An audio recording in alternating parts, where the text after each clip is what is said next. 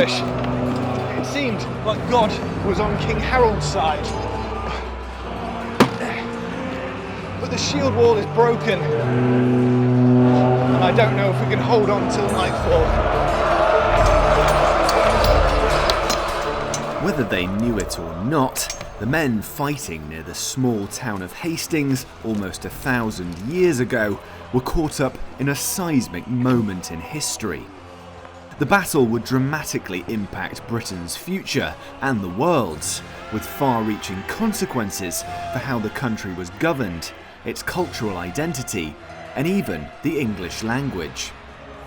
Despite the many problems with our evidence, it was also a battle that was recorded and recreated in extraordinary detail. But while historians have tended to focus on the motivations of the leading protagonists, King Harold of England and Duke William of Normandy, it's easy to lose sight of the rank-and-file troops, who suffered terribly in service to their powerful overlords. In this episode, I've taken to the battlefield with swords of Penda, Age of Penda, Cyaxia and the Worcestershire cavalry to find out what it was really like to come to blows in the 11th century. Using a range of historical sources and a little hands-on experience, we'll try to piece together what the Battle of Hastings looked like from the perspective of the ordinary soldiers. I'll discover how the Anglo-Saxons turned a levy of peasant farmers into a formidable army. The Normans approach! You imagine a line of those, it's not something you want to advance into. Hard to get through, definitely. Absolutely. How early medieval medicine might be just as dangerous as any invader. For a very, very deep wound, on the battlefield you could pack it with something like horse manure. Oh, nice. What it was like to face a devastating charge of Norman knights. And just how likely it was that you'd make it out alive.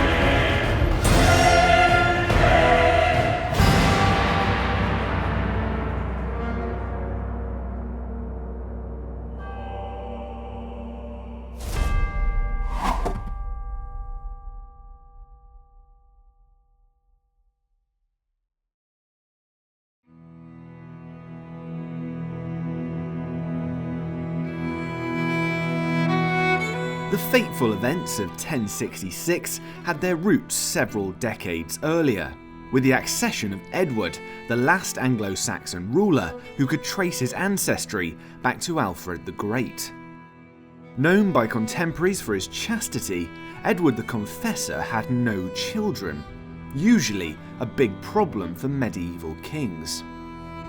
But he was a shrewd politician and kept his grip on power for more than 20 years by balancing the interests of two powerful factions at court.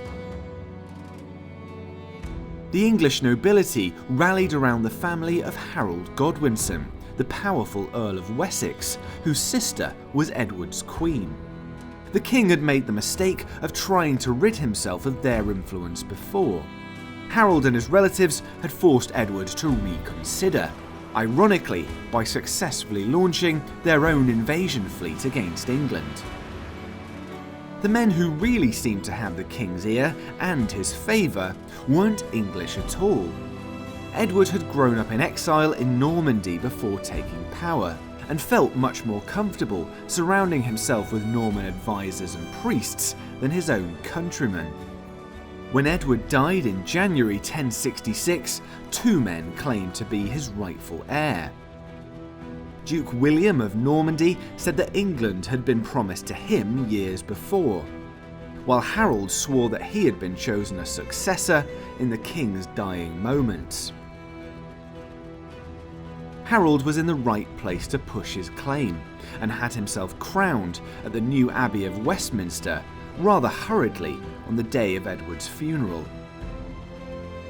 With William seething across the English Channel and threatening war, Harold assembled a huge army on the south coast in early summer, in readiness for an invasion. There the Anglo-Saxon levies waited, daily expecting to see sails on the horizon. But weeks turned into months, with the Channel winds continuing to blow against the Norman fleet, until it must have seemed that the threat had passed. This episode is sponsored by World of Warships Legends, and just in time for Halloween, they're launching a brand new game mode that is scarily good.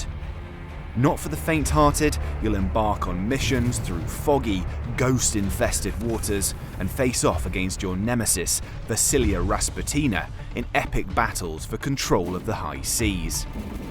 Taking charge of 3 new ships with unique abilities, you'll fend off terrifying attacks, rescue prisoners, and navigate different maps to make progress, all while unlocking exclusive Halloween-themed rewards and camouflages. There's hidden treasure waiting to be discovered, if you're brave enough. Remember, World of Warships Legends is free to play, and you can jump into battle from home on your favourite console. Take charge of over 400 historically accurate ships from 11 nations and pit your strategy against players worldwide on historical maps. Whether you choose overwhelming firepower, speed, or versatility, survival is all about strategy here. You can even control aircraft carriers to strike from long range. The game's easy to pick up, but always challenging as you sharpen your skills. If you've never played before, hit the link in the description to download and claim the generous welcome pack rewards. Happy hunting!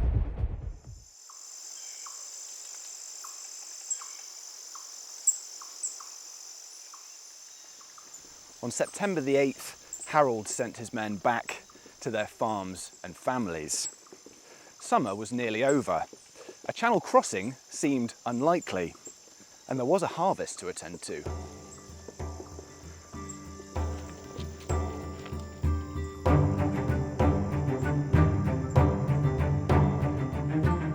It must have been quite a surprise then when, just a few days later after settling in back at home, the news went round that the levies were being recalled. An invasion force had actually landed. Go on, lads, form up! Oh, you're taking the piss, aren't What did you just say to me, soldier? There was a good reason for the Saxons to be stressed out, because it wasn't William's army that had disembarked.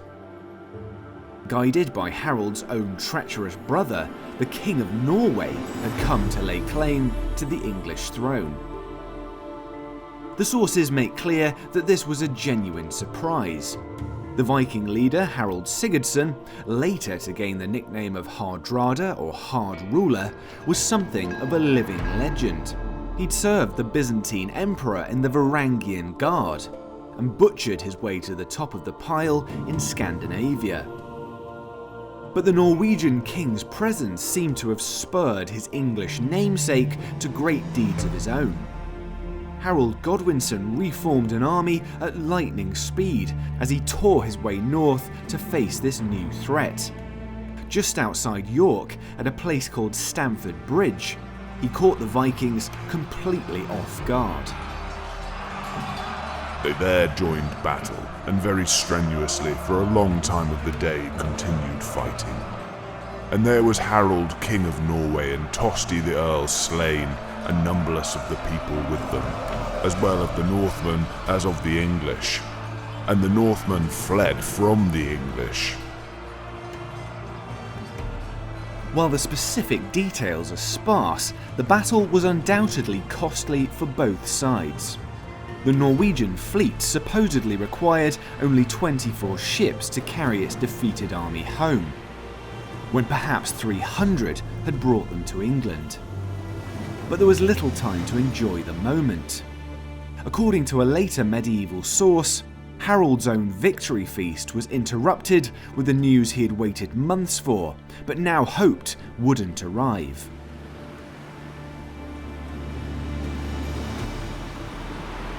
William had made the Channel crossing, with a huge force gathered not just from Normandy, but across northern Europe, carried in a vast armada that may have numbered 700 vessels. Harold's battle-weary northern levies were likely disbanded, but he would need to dash towards danger once again, accompanied by his mounted household troops, and raise a new army from the southern counties.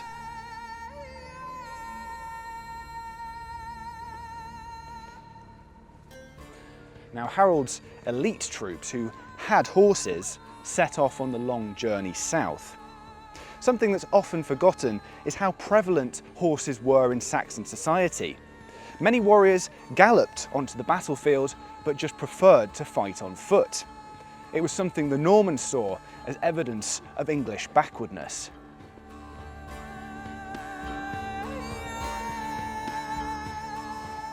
In any case, Harold's men clearly knew how to ride.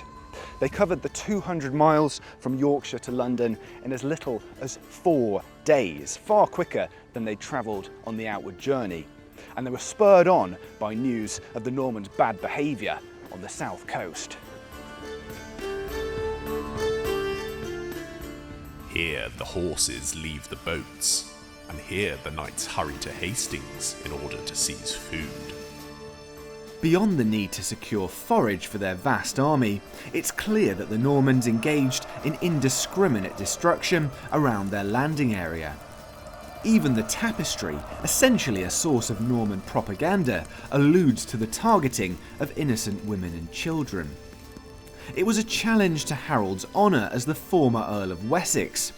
If he couldn't protect his own tenants, then how could he be the rightful king? Apparently against advice, Harold rose to the bait. He would stop only briefly in London to marshal his new force, with our sources agreeing that he left the capital before his entire host had gathered. He intended to pull the same trick on William as he had on the Norsemen, a surprise attack. But the Norman scouts knew their business well and reported on the Anglo-Saxons' imminent arrival. It was William's men who marched out of Hastings with the intention of forcing a decisive clash.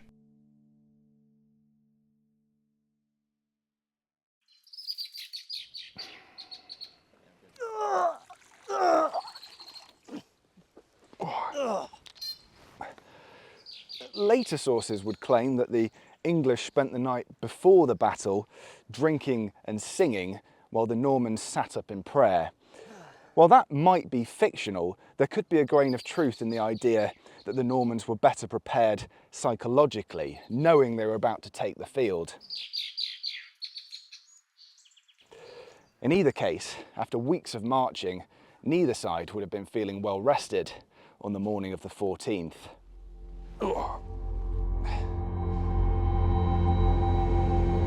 William came upon him unexpectedly before his army was set in order. What is this? The Normans have been sighted, so Normans? might want to get What's ready. wrong? Warriors! William of Normandy approaching! Turn up, ready! Huscarls to the front! Fyrdmen to the rear!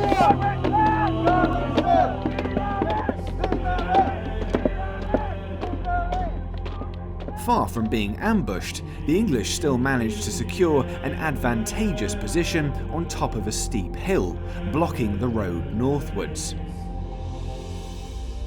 It must have been a heart-stopping moment for the ordinary troops as they saw the opposing army come into view for the first time. In the written accounts of the battle, both sides claimed to be vastly outnumbered, a good indication perhaps that they were in fact evenly matched. The best modern estimates suggest both armies were fielding something like 7,000 or 8,000 men, far less than the English feigned system was capable of mobilising. King Harold. My friend. Good morning. Good morning. You must be feeling quite confident. I am. I have a good lot of warriors with me today. We've seen off Hadrada, and now we'll do the same with William. Exactly. Maybe a bit tired, having sort of marched all that way We are, down. But, we are. But I have to defend my kingdom. Yep. I have no choice. So your army, talk me through Yes. it. So I'm guessing some of these guys aren't necessarily professional soldiers. No, right? so this end of the line here we have our fyrdmen. These are militia warriors. They are called in time of war. Most of them will be farmers, traders, blacksmiths, but when I need them, I put the call out and they answer. They will have military training. They will have some form of training. Because obviously they have to know how to proficiently handle the weapons, the spears that they use, and the axes. And are they bringing this kit themselves? Do they own it? Is that provided by the army? Some of it will be owned. Every man should own a sayax. It's a symbol of a free man. They most likely will own shields. Shields can be made quite easily. Some will own spears. Again, a village blacksmith can make spears fairly quickly, and a spear is a fairly common weapon. So they're bringing their own stuff. They're freeborn, I'm guessing. They are not absolutely slaves. all of these warriors in front of you are all freeborn warriors. And who's doing the calling up? Who's going out and actually getting these guys ready for action? I will put the call out. Okay. So I will call my ealdormen. So they are overruling part of the country. I will call them. They will then go to the local thanes, and then the local thanes will start to round up the fyrd. While Harold's task of motivating his men was made easier by the genuine fear of a foreign takeover, it wasn't as if the common soldiers had much of a choice about being recruited. All free men were obligated to perform military service for their lords, with heavy fines if they failed to show up for duty. Those that held land risked losing it if they didn't fight. We have examples here of mailed warriors. They're not quite huscarls, but they are well-to-do thanes. It takes a lot to make a coat of mail armour. You have to have somebody forging the rings, and then obviously you will have people putting those rings together. Obviously it's a very, very good protection. Best protection of the day, right? Yeah, absolutely. So we have here an example of a huscarl. So the huscarls were Harold's personal bodyguard. They were the best fighting men that he had. Usually fought with the big two-handed axes. I see, yeah. And absolutely, in the right hand, devastating.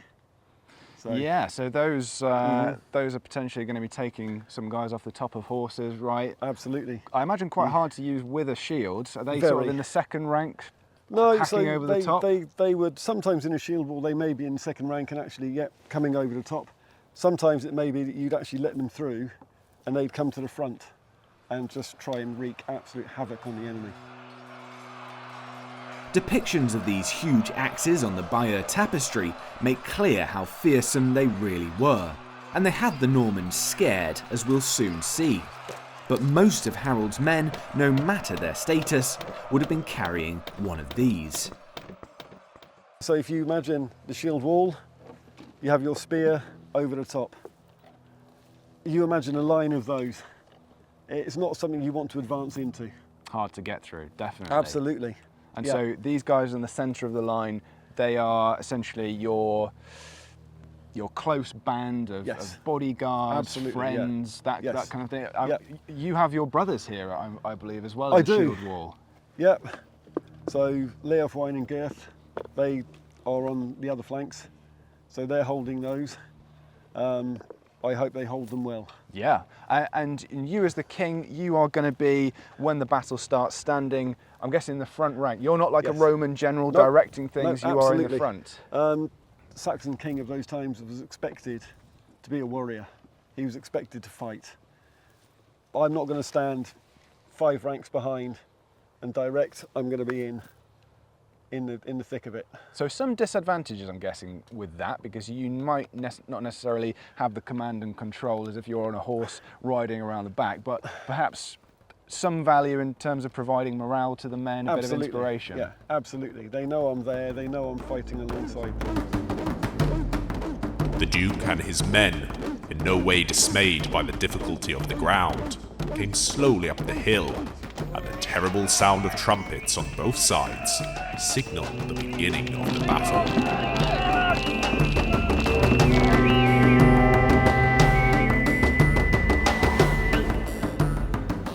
So the first test for the Saxons was a hail of arrows from the Normans, who were using both regular bows and crossbows. Even with the protection of their large shields, adrenaline would have been pumping through the English fyrdmen as they faced this deadly storm. We know that the Anglo-Saxons pelted the Normans back with all manner of projectiles, including javelins, axes, and stones tied to sticks. But contemporaries only mention archers fighting for William.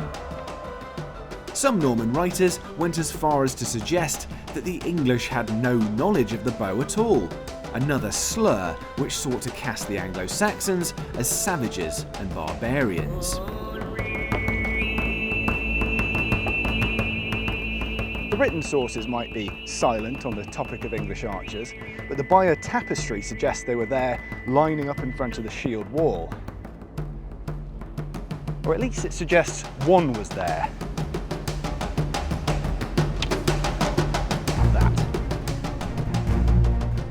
With the initial skirmish fought at a distance, it was now that the English would get to see their foreign adversaries eye to eye. The Norman heavy infantry rolled up the slope towards them, aiming to punch a hole through the shield wall.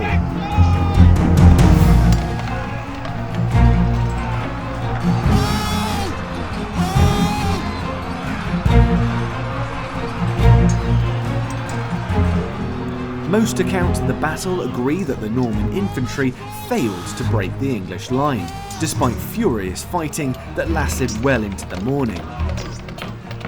The shield wall, well positioned on top of the slope, appeared to form an impregnable front.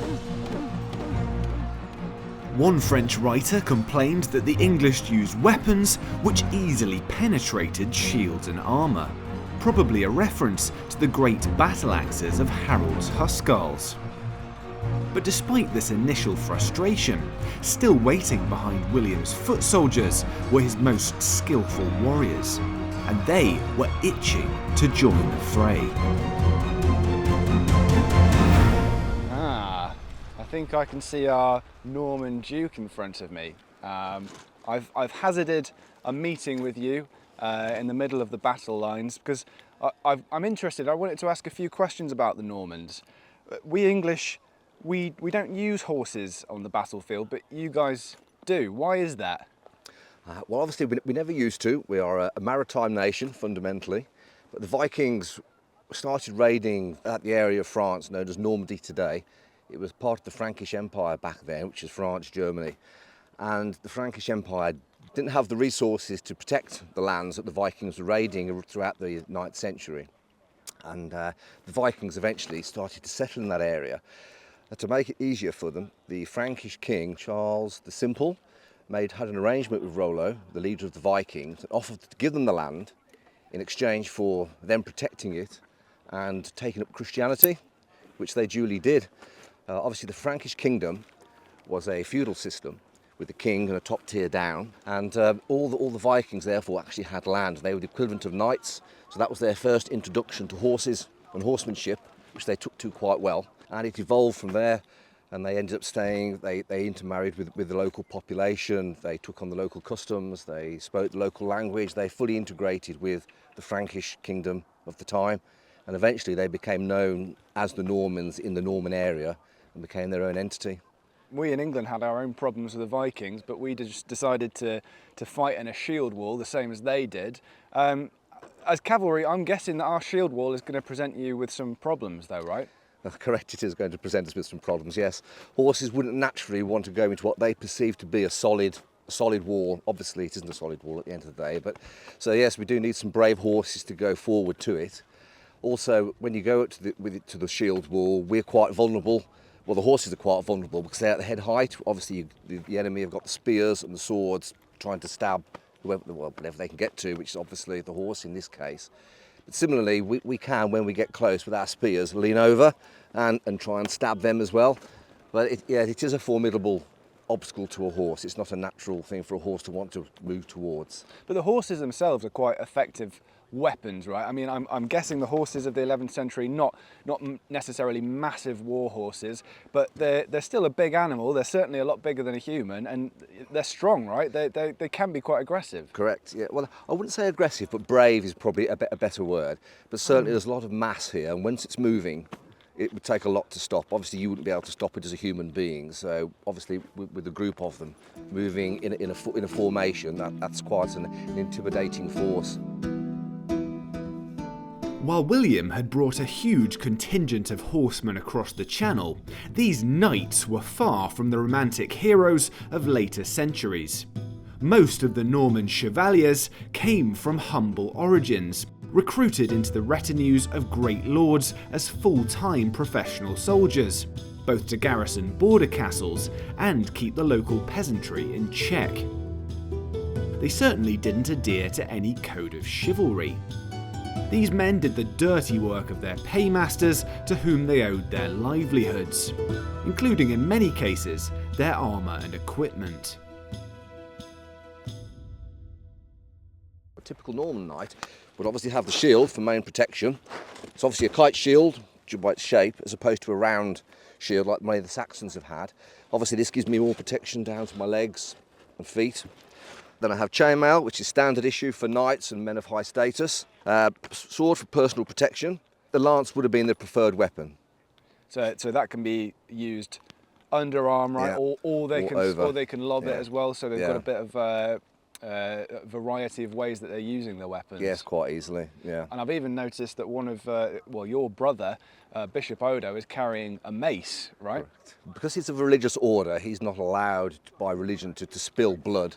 So he's allowed a mace or a club, which is acceptable under the circumstances, but not a sword or a spear. Yeah, seems like an interesting workaround, a loophole there in the sort of religious doctrine, right? Yeah, he wants to be part of the action. Right, well, thank you very much. I think I've gathered enough intelligence there to be useful to take back to my men, so we'll see you on the battlefield. We will indeed. And we'll expel you into the sea. I'm not going to wish you luck, but you will need it.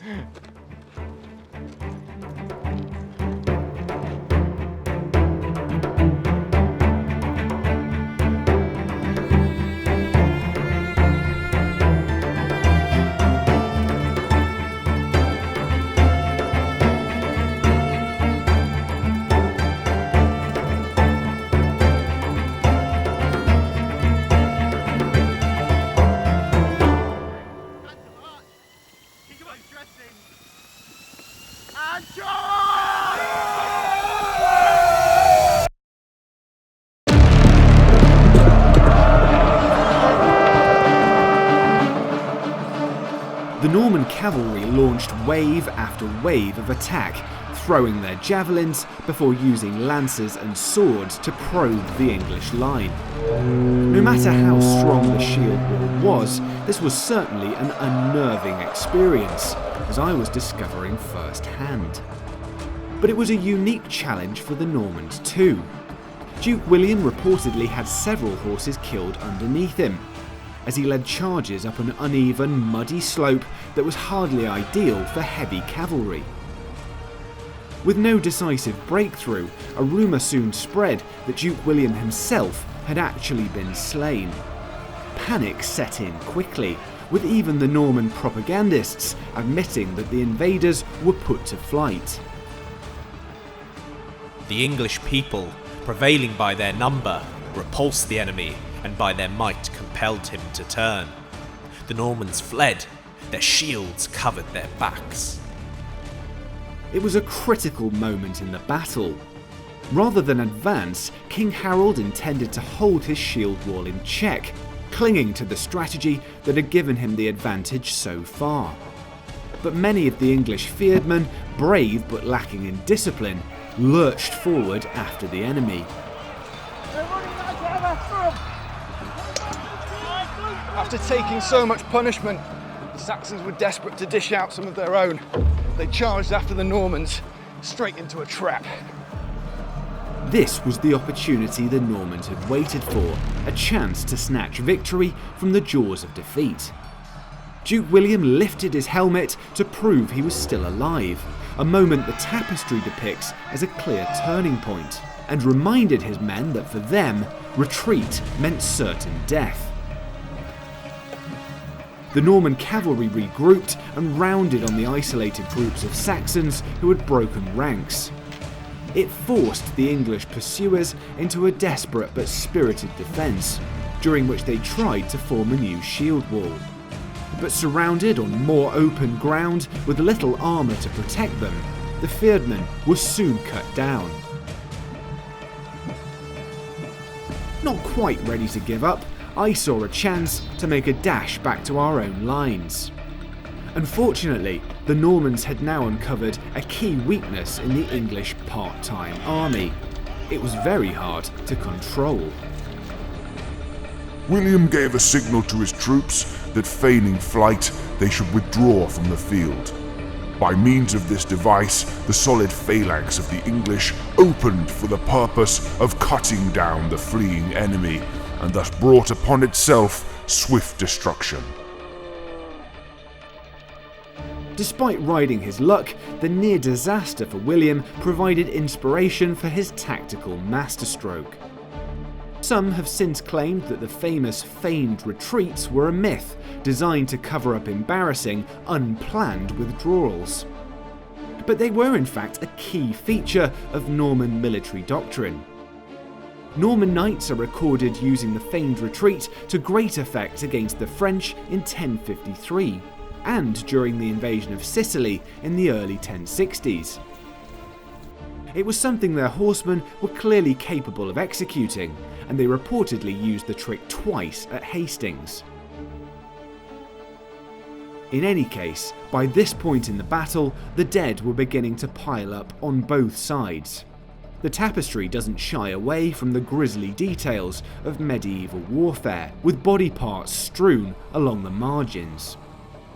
How the injured and maimed were actually dealt with on the field is something that barely warrants a mention in contemporary accounts. But medical specialists, such as they were in the 11th century, would have been busily engaged behind the lines. During a brief lull in the fighting, which had now lasted for much of the day, I was keen to see if I could do anything to help the wounded. Right, Steph, we've got an emergency. Tell me, are this guy's chances really as hopeless as we might expect in the 11th century? Well, actually, the kind of medicine in the 11th century was very kind of empirical and pragmatic. So we think there's probably about a 2/3 chance that he probably would have been okay. The problem we've got is we do have an open wound, so the chances are of sepsis and tetanus being quite high. So that's our main concern, and actually that's probably at this stage the things that would have been kind of fatal. Right, okay, yeah, so he's got an arm wound. I mean, that's not going to kill him, right? But the chances of infection might be a little bit high afterwards. Yeah, in this day and age, similar to today, we've got things like animal manure, we've got dust, and just general bacteria that can get into that wound and cause the blood infections. Got it. So, you know, this guy's passing out. What can we do to help him? So first of all, we would want to rinse that wound. So looking back to kind of ancient Greek medicine that was almost still in use, you'd have our water with some vinegar and salt, that mixed together. Would be used to wash the wound there. So you're gonna just give that wound a nice wash through. It's okay, mate. It's okay. So that will clean it. If we didn't have any of the vinegar and salt to hand, we could also kind of wash it with honey, and that with its natural kind of antimicrobial properties would help keep that wound a bit cleaner as well. So once we are cleaning it, we can then use yarrow. We can make a poultice out of it, so we'll take the flowers off. And then kind of using all of this, bruise it together, and apply this as a bit of a poultice mashed up onto the wound, and kind of help it heal.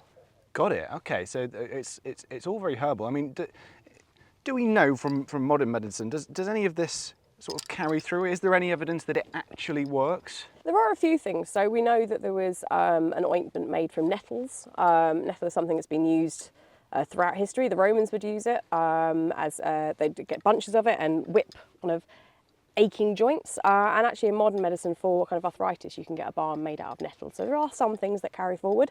Other things we don't use quite so much. For example, for a very, very deep wound, on the battlefield you could pack it with something like horse manure. Oh, nice, nice. I mean, I'd volunteer for this guy if it's going to help him, you know, some of the horse manure.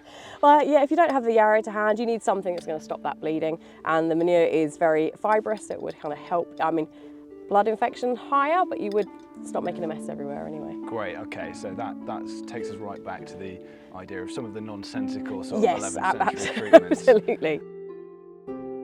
In some ways, medical treatment during this period was a great leveller in society. The wealthiest lord was just as susceptible to an innocuous injury as the common soldier. Many years later, Duke William himself would succumb to a bizarre wound on the battlefield. While riding, he was supposedly thrown so hard onto the pommel of his saddle that he ruptured his internal organs, not helped by his protruding belly. Ouch. Okay, so his wound's been treated. What if he's got a broken leg as well? You know, a horse has crashed into him, he's got broken bones too. So there are two cures for that. So we've got kind of herbal medicine, and then we've got kind of zootherapy, which is using kind of animal matter. So from a kind of herbal perspective, we've got something like comfrey, which is like knit bone, and that could be applied to the wound, and that was supposed to help with the healing and the fusing of the bone. If it is a broken bone, we have to make sure we've put the bone back in place.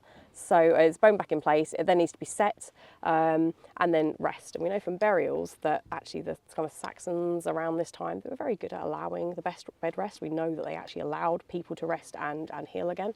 The zootherapy side, we've got the bull dung, again, going back to that right, poo. Nice okay, bit of, okay. kind of and leave that on there. And the kind of less nice one is the dog's brain would be applied. Right. As well. That was, not, again, glad we don't use that today. One of the things that we probably would have used is a splint as well, so elm. We didn't use plaster, but kind of cast could have been made, again, using comfrey. But yes, it probably would have been a splint. Or amputation with cauterization, potentially as well. Amputation going back quite far as well then. I mean, I guess, you know, they would have had plenty of experience of treating battlefield wounds, right? It was a dangerous time. What might they have used as a general painkiller? Something is like this, which is willow bark. So it's got the kind of the same ingredients as aspirin. This is early aspirin. Another pain relief would be henbane mixed with hemlock, which in modern we know is completely poisonous, but actually the two would balance out, and they obviously knew which proportions to give in order to kind of help with the pain relief. We also think it would knock people out as well. It'd be used as an anaesthetic, which could potentially put someone out for about 3 days to allow for surgery. Yeah, it sounds like this concoction would probably knock someone out, right? Yes. But we know that they probably would have stitched things as well. So when we look back at the Romans, they were using silver needles. By the time we've reached this point in history, they'd kind of stopped using silver, but it probably would have been bone or another form of metal. And for stitching, we've got horsehair, human hair, or silk as well would have been used to help kind of stitch wounds back together. Cool. Okay, so some practical stuff there, along with the dog's brain, the family pet being used to help out. Are there any other surprising treatments that actually worked, Steph, that would have been used at this time? Oh, probably for kind of headaches and things. We've got the nettle. Nettle works really well as a common one. My favourite is plantain. So we've got this one. You can spot it because it's from the leaves. Got the lines in it. Would have been used for minor sores and insect bites, and actually if you're out on a walk, highly recommend it. Get the leaves, scrunch it up. If you get an insect bite, you can bruise that and apply that to your bites, stings or minor sores, and it will help soothe them. It's part of kind of the dock family. Perfect. So I hope you heard that, mate. If you get any mosquito bites down there, Steph's got you covered. Right, I've got to get back to the battlefield, so I'll leave this guy in your care, and yeah, good luck, mate.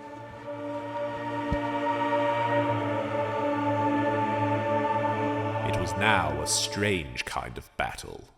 One side attacking with all mobility, the other enduring as though rooted to the soil. the English began to weaken. The Normans shot, smote, and pierced. Back at the front, things weren't going particularly well. The Normans continued to use cavalry, infantry and archers in rotation, pressurising weak spots in the line and tempting small numbers of Anglo-Saxons out into the open. As the Bayeux Tapestry suggests, constant volleys of arrows seem to have whittled down the English fyrd over the course of the day. The dead had so little room to move in the tightly knit ranks of the shield wall that they reportedly remained standing with the living. Nerves must have been frayed to breaking point.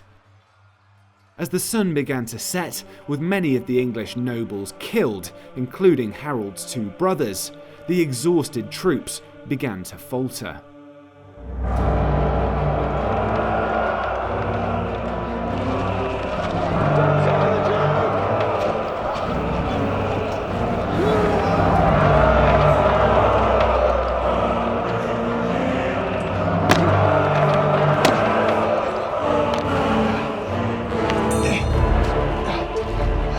Had broken through the shield wall and the English had lost their advantage. King Harold was in mortal danger.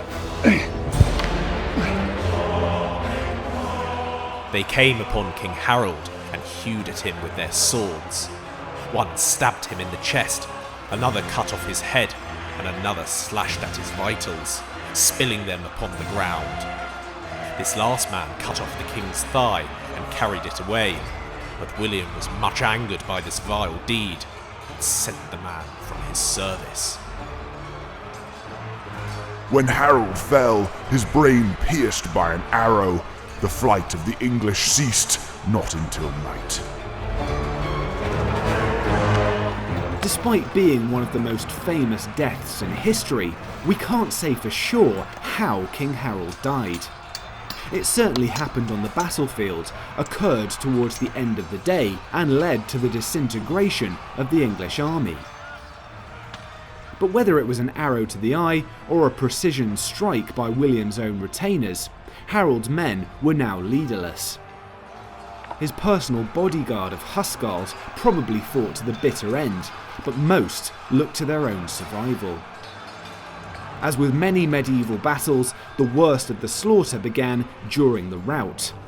The sources paint a horrifying picture of Norman knights riding over the dead and wounded, while men scrambling to escape through the woods tripped over bodies in the dark.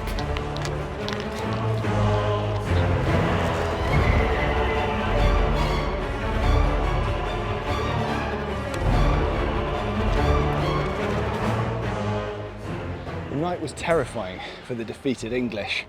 Those who could ride away did so, but most were fleeing on foot, trying to evade the Norman cavalry. But William's men didn't have it all their own way either.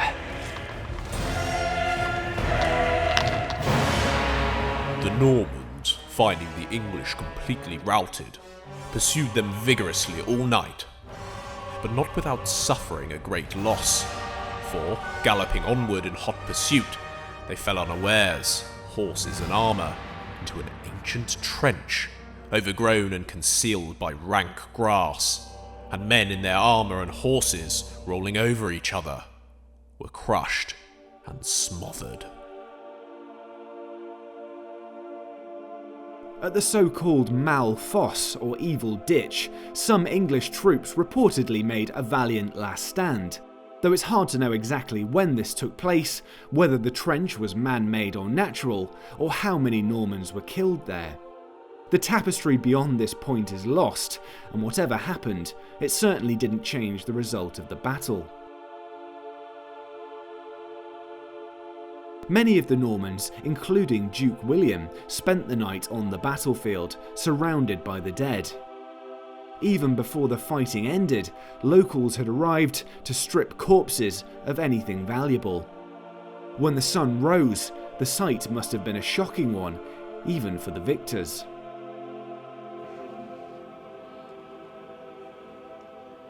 The morning after Hastings revealed a scene of devastation.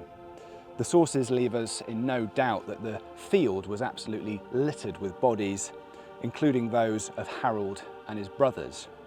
Now, numbers are very difficult to gauge. One of the usually reliable sources, William of Jumièges, claims that 15,000 Normans died after the battle ended, which clearly can't be trusted. So we have to use our own common sense. Some historians believe up to 4,000 Saxons could have died on the field, which would be a huge proportion of the army. But when you remember that it only took 24 ships to bring home Harald Hadrada's army after it had taken 300 to bring his army to England, you get a sense of how brutal these battles are.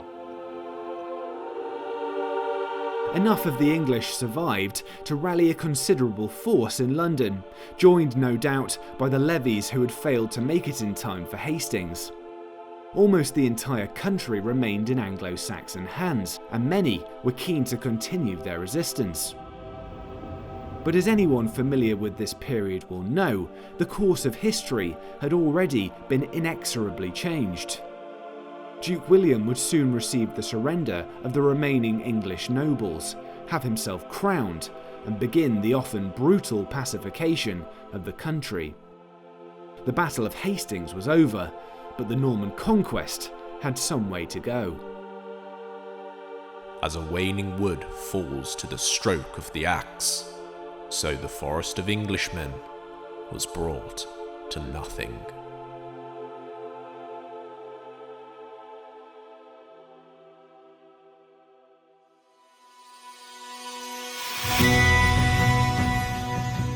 Thanks again to the Worcestershire Cavalry, Swords of Penda, Age of Penda, and Cyaxia for making this episode possible. Don't forget to subscribe to the channel, like and comment on this video, and if you want to support our work, buy us a coffee at the link on screen now. Everyone's hungover the morning after the night before. No, the morning after the night before the day of the race.